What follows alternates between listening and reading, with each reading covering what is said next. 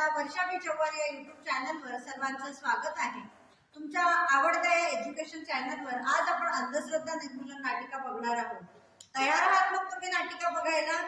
चला तर मग अंधश्रद्धा निर्मूलन नाटिका बघायला।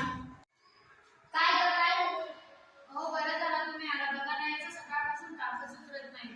अरे देवा इकडे आले। काय झाले रामूला? काहीच नाही, फक्त त्याचा तापच उतरत नाही। चला मग आपण रामूला दवाखान्यात घेऊन जाऊ। नाही आपण त्याला चुटकीवाल्या बाबांकडेच घेऊन जाऊ। अगं आई, रामूला जर दवाखान्यात नेले तर तो लवकर बरा होईल।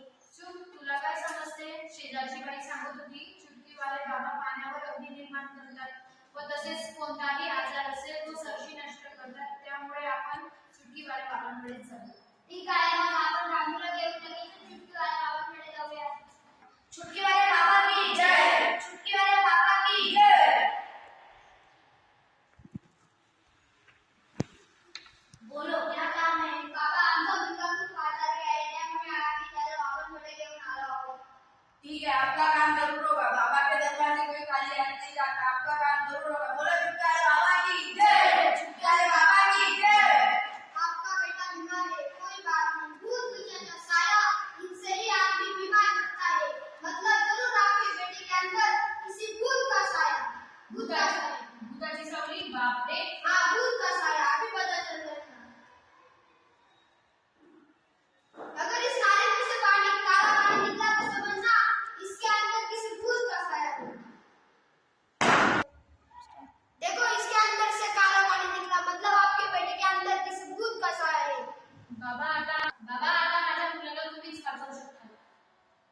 कल अमावस्या की रात है, आपके बेटे को कल यहाँ लेकर आना। हम जरूर भूत भगाएंगे, इसके लिए 10,000 रुपए लगेंगे। हाँ बाबा, आम्ही घेऊन येऊ। हाँ बाबा, आम्ही तयार आहोत। ठीक है, कल आना। काय करीना, शाळेत यायला एवढा उशीर का झाला? मॅडम, माझा भाऊ खूप आजारी आहे म्हणून आम्ही त्याला चुटकीवाल्या बाबांकडे घेऊन गेलो होतो, म्हणून मला शाळेत यायला उशीर झाला। ए ना, वेळी झाली का? डॉक्टरांकडे घेऊन जायचे सोडून बाबांकडे का घेऊन गेला? मॅडम, माझा भाऊ बाबा खूप हुशार आहे। ते पाण्यावर आग लावतात आणि तसेच त्यांनी माझ्या भावाच्या डोक्यावरून त्यांनी नारळ ठेवले तर त्याच्यातून काळे पाणी बाहेर पडले। म्हणजे माझ्या भावाला नक्कीच खूप बाधा झाली आहे। ए वेळाबाई, दूध काहीच नसते। तसेच पाण्यावर अग्नी पेटविणे आणि नारळातून पाणी काढणे हे तर विज्ञानाच्या सहाय्याने आपणही करू शकतो। कसे मॅडम? म्हणजे आपण बाबाच्या दरबारात जाऊ आणि मग बघू। चुटकीवाले बाबा की जय! चुटकीवाले बाबा की जय!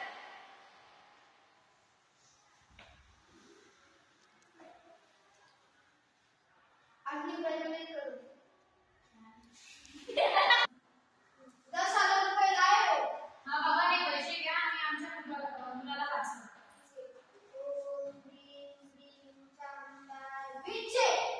थांबा, हे सर्व खोटा आहे का? बाबाचा चमत्कार नसून मागे विज्ञान आहे, त्यामुळेच तर या गोष्टी घडतात। मॅडम, तुम्ही इथे हा बाबाचा तो ताण नाही, चमत्कार आहे। नाही काही, माझ्यावर विश्वास ठेवा, मी हे प्रयोग तुम्हाला करून दाखवू शकते। बघा, प्रत्येक नारळाला 3 डोळे असतात, त्यामधून एक डोळा कमकुवत असतो। जर आपण त्या कमकुवत डोळ्यातून इंजेक्शनद्वारे कोणत्याही रंगाचं पाणी टाकलं तर ते नारळ फोडल्यानंतर त्याच रंगाचं पाणी या नारळातून बाहेर पडेल। तर यामागे कोणतीही अंधश्रद्धा नाही। हे तुझी लडकी आहे, तुझे काय बता मला अंतर्मन? बाबा, हे सर्व प्रयोग आम्हाला येतात। मी आता पोलिसांना फोन लावते। हा बाबा, डोकी आहे। माझी तुम्हा सगळ्यांना विनंती आहे, अशा ढोंगी बाबांवर विश्वास ठेवू नका, कारण कोणत्याही आजारावर कोणतेही ढोंगी बाबा उपचार करू शकत नाही। ही एक अंधश्रद्धा आहे, त्यामुळे अंधश्रद्धेला बळी न अशा ढोंगी बाबांवर विश्वास ठेवू नका, कारण कोणत्याही आजारांवर ढोंगी बाबा उपचार करू शकत नाही। ते रोग जंतूंमुळे होतात, त्यामुळे अंधश्रद्धेला बळी न पडता त्यामागे वैज्ञानिक कारण आपण समजून घेतले पाहिजे व त्यामागे विचार केला पाहिजे।